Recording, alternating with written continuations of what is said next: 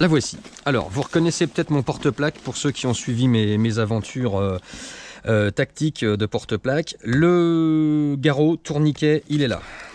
Voilà. Donc, je vais quand même vous prouver ce que je vous dis. Quand je vous dis que moi, il y a différentes marques.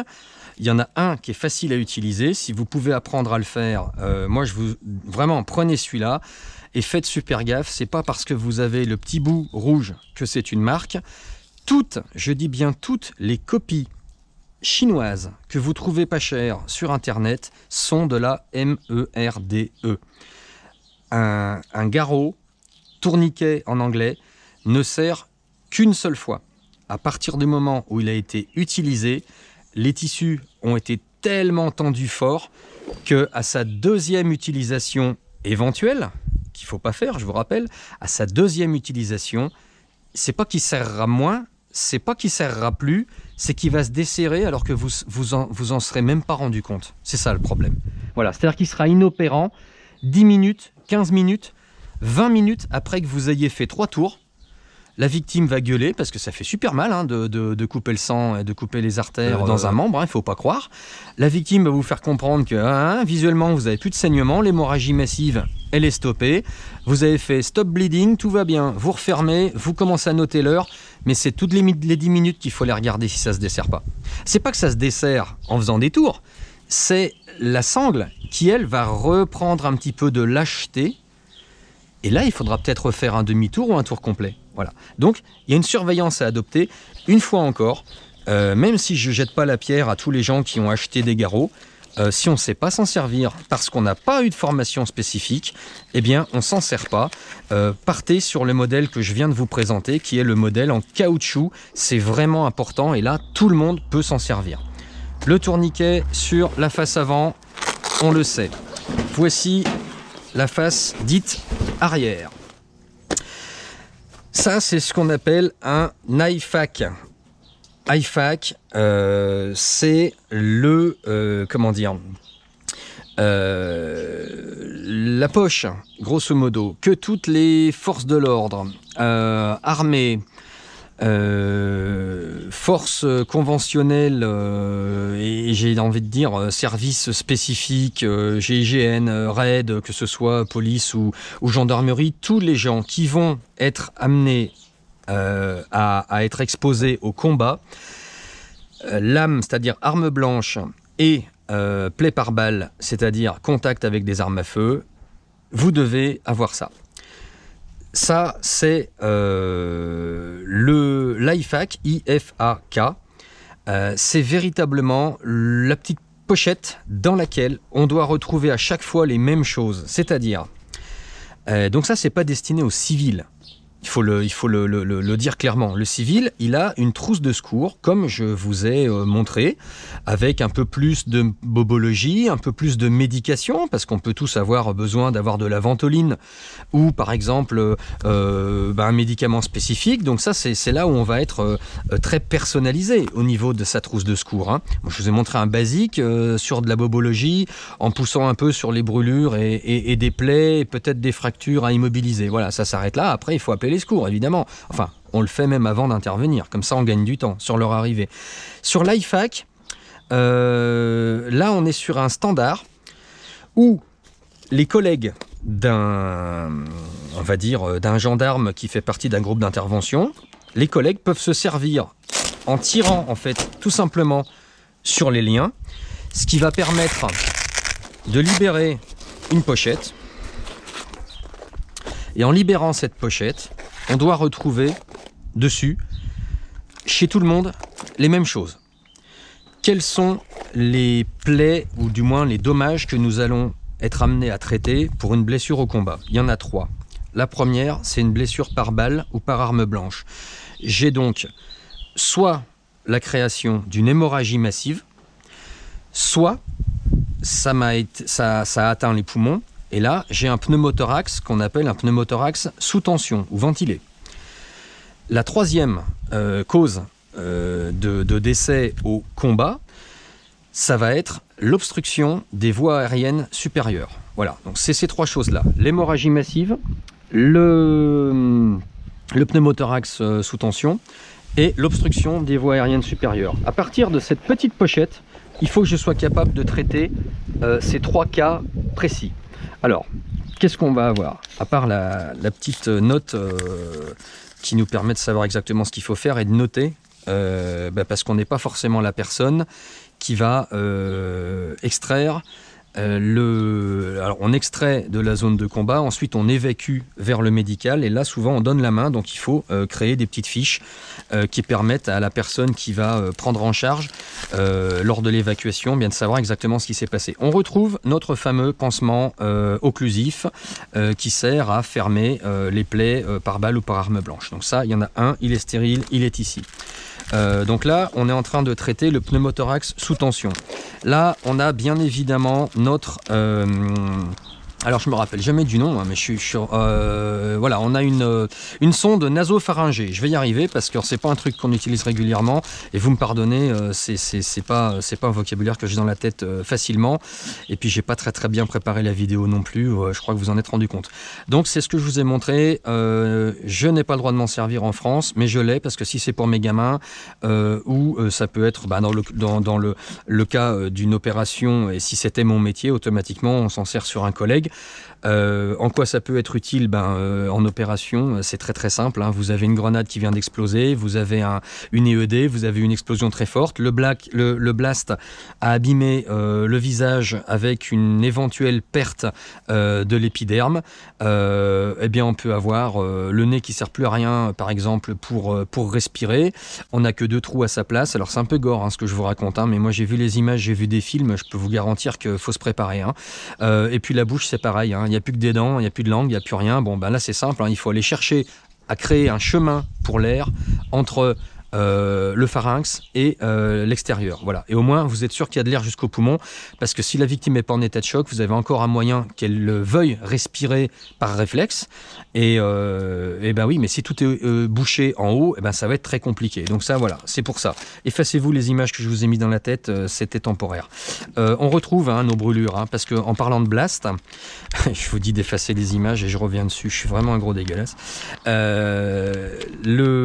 Pour éviter l'infection et surtout redonner de l'eau, en fait réhydrater la brûlure, ça c'est vraiment exactement ce qu'il faut. Alors j'enlève au fur et à mesure. Là j'ai bien évidemment vous le voyez, mon gros stylo, hein, parce qu'il faut absolument écrire sur les garrots, hein. La couverture de survie, tout de suite à portée de main, ils sont pas stériles mais j'ai 2 gants. Autant vous dire qu'on a une notion de produits stériles en usage combat qui est assez limité. On est sur la zone rouge. On doit extraire le blessé jusqu'à une zone qui s'appelle orange, c'est-à-dire où la menace n'est plus active, mais elle n'est pas éteinte. Si j'arrive à repartir en zone verte, où là, il n'y a absolument plus de menace, que les collègues sont en train de traiter la menace pour qu'elle passe du rouge à l'orange, voire au vert, là, je suis déjà plus tranquille. Mais il est évident qu'au moment de l'extraction, pour prendre en charge immédiatement, on a des gants qui ont touché des armes, qui ont touché des poignées de porte, qui ont touché pour absolument tout, n'importe quoi. On enlève, on met au clips, voilà, par exemple celui-là. On met ces gants stériles, et non stériles, justement. Mais là, en termes de stérilité, il n'y a plus grand-chose qui compte, hein, si vous me permettez. On n'est pas dans la capacité, voilà, on essaye de survivre, de conserver la vie. Mais alors l'infection, on traitera plus tard. Derrière, il y a peut-être 3 semaines d'hôpital où on va avoir de l'antibiotique et où les professionnels feront certainement beaucoup mieux que nous. Là, on est les primos intervenants sur des choses qui sont en rupture, mais alors totale de la normalité, hein, bon. Des petites gauzes, pareil, pour serrer les pansements. Ça c'est stérile, c'est pour faire un pansement compressif. Donc je vais remballer tout ça, puis on va le tourner, on va vous montrer ce qui se passe de l'autre côté, parce que de l'autre côté c'est quand même aussi très intéressant. Voilà. Donc là vous avez vu ce qu'on a pu traiter. Déjà l'hémorragie massive, on n'y a pas encore touché. Pas trop, parce que là on parlait de pansement compressif, mais on n'est pas dans quelque chose de très virulent. Donc on a traité l'obstruction des voies aériennes supérieures, on a traité le pneumothorax sous tension, et de ce côté-ci, en fait, eh bien, on va avoir du compressif avec des petites gazes de ce côté-ci. Et puis là, on va retrouver de couleur noire, hop, le fameux Alors, je vais vous l'ouvrir, hein, parce que vous êtes... Ah, j'espère que ça va me faire gagner des abonnés, ça. Non, je rigole. Je cours pas après les abonnés, hein. Je vous le dis honnêtement. Hein. C'est pas mon but. Je vais juste garder Et ça, faut que vous le voyez, parce que... voilà. Alors, surtout, n'achetez pas une copie. Quand on est capable de vous donner... Vous savez, c'est le truc... Ça se déchire. Ici. Ça colle. Voilà. Et vous mettez ça sur le bras de la victime. Et ça vous permet de marquer tourniquet time, à quelle heure vous avez mis le tourniquet.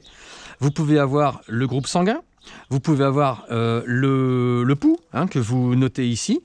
C'est quand même assez sympa. Il n'y a que les marques, hein, qui vous font ce genre de truc. Hein. Je précise quand même parce que une copie, faites attention, hein, les Chinois, ils sont attentifs à ce que les gens commandent sur Amazon ou ailleurs. Et sur AliExpress ou Wish, ils vous proposent des trucs qui sont 4 fois moins chers. Mais vraiment, sans rire, fuyez ce genre de truc, quoi. Vous êtes sur des produits qui sont pourris. Voilà.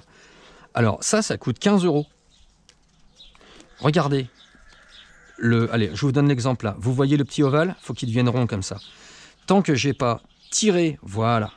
Tant que j'ai pas tiré correctement, eh ben ça veut dire que ma bande, elle n'est pas compressive. Elle n'est pas suffisamment tendue.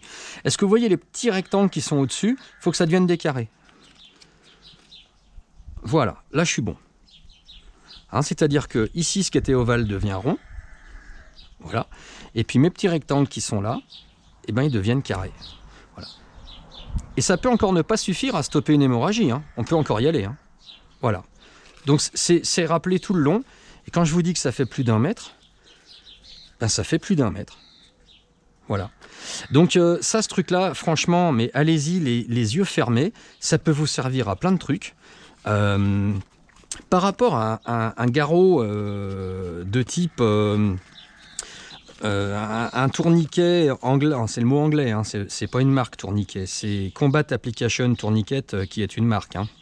Mais le garrot qu'on vient tourner, avec le stylo en plastique qu'on vient tourner avant de le fermer, sincèrement, ça, si on ne sait pas comment ça marche, on ne va pas la prendre comme ça en un clin d'œil, surtout qu'on va être dans une situation d'urgence. Donc très honnêtement, ne vous entraînez surtout pas avec un garrot comme ça, parce que une fois encore, je vais le répéter, mais s'il a déjà été utilisé une fois, il va à la poubelle. Ça, vous réutilisez plein de fois. Vous le lavez, vous faites... Mais c'est génial ce truc. Soit T, Stretch, Wrap and Tuck Tourniquet. Je sais pas, regardez un peu le package, regardez à quoi ça ressemble, il y a une date, il y a... Ça existe en orange, hein, vous l'avez vu dans l'autre trousse. Là, c'est noir parce que voilà, faut être tactique dans ce genre d'utilisation. Moi, je suis secouriste tactique, donc automatiquement, ben voilà, je l'ai de ce couleur-là. Et puis alors là, on a une petite gauze. Alors là, je vais vous dire, quand on commence d'aller dans les packaging sous vide, comme ça, de cette marque-là, HH, là, on est dans le médical. Donc cette marque-là, si vous arrivez à la trouver sur Internet ou ailleurs, vous y allez les yeux fermés. Faut pas que je vous dise de bêtises parce que 4,1 yards, ça commence à faire de la longueur, mais il faut pas que je vous dise des sottises. Grosse, ouais, je vais pas me lancer parce que mais je peux me tromper avec les yards. Là, grosso modo, c'est comprimé. Vous avez en fait ici une quantité incroyable de longueur de bande stérile qui va vous permettre de comprimer une veine ou une artère à l'intérieur d'une plaie bien évidemment ouverte de manière à stopper une hémorragie massive. Voilà. Donc c'est un complément de la bande qui est là. Si j'avais un pansement dit israélien, ben, ce serait un pansement compressif qui pourrait m'aider. Mais avant tout, dans la plaie, une fois que je l'ai trouvé avec le doigt, et les gants bien évidemment, je pince le tube formé par l'artère, parce que l'artère c'est une paille, hein, un petit peu plus grosse d'ailleurs. Hein. Je pince, je stoppe l'hémorragie et je bourre cette fameuse gauze, c'est du combat gauze en anglais. Je bourre cette gaze à l'intérieur de manière à créer un maximum de pression. Je referme la plaie avec les doigts et je viens serrer avec ce fameux garrot. Serrer correctement et visuellement, je vous rappelle, ce qui est ovale doit devenir rond et ce qui est rectangulaire doit devenir carré. Je serre et là j'ai fait entre guillemets tout ce que j'ai pu. Si ça repisse de partout, j'enlève tout, je recommence. Et il faut le faire parce qu'un adulte qui a 5,5 litres, 6 litres de sang, quand ça commence à gicler, il y a 1 litre, 1,5 litre, 2 litres qui sont partis, là c'est critique, hein. Là, on va pas attendre que 3 litres se soient barrés et se soient échappés du corps, parce que là, ça va devenir très très compliqué. Le coéquipier, il est déjà tout blanc. Et là, attention, les chances de survie, elles sont en train de se barrer au fur et à mesure que la flaque est en train de grandir. Je suis un peu crado, là, je vais m'arrêter parce que je veux pas vous donner des mauvaises images dans la tête. Mais il y a tellement de choses qui existent que il faut aussi s'y préparer. Et je dirais que là, on est dans le cadre de... Le monde, il est pas tout beau, il est pas tout gentil. Et quand on arrive, je reviens sur des usages un peu plus civils, quand on arrive sur en tant que primo-intervenant sur un accident de la route par exemple, il faut beaucoup de sang-froid, il faut aller chercher au fond de soi la capacité de rassurer les autres, même si de notre côté on a envie de vomir, parce qu'on voit des trucs qu'on n'est absolument pas habitué à voir. Et il faut se dire que c'est aussi la vie, c'est pas la vie de tous les jours, mais c'est aussi la vie. Donc je pense qu'il faut en parler, y penser, de manière à être peut-être pas forcément prêt, mais le plus prêt possible le jour où on sera confronté à ce genre de situation et ce genre d'images, parce que ce sont des images qui peuvent bien évidemment choquer. N'oublions pas qu'avec l'appui du corps médical, on a tous les moyens possibles pour effacer des morceaux de mémoire et faire en sorte qu'on puisse vivre avec ce genre d'images. Si on n'a pas réussi à les effacer, ça se fait plutôt très bien. Donc ne soyez pas négatifs à cet égard. Il y a des solutions pour tout. Voilà. J'espère que j'ai pas été trop long, j'ai aucune idée de combien ça a duré. Je vous remercie en tout cas si vous avez suivi jusqu'au bout. Et puis je vous dis à la prochaine vidéo, parce que là on va inviter des gens qui font partie du corps médical.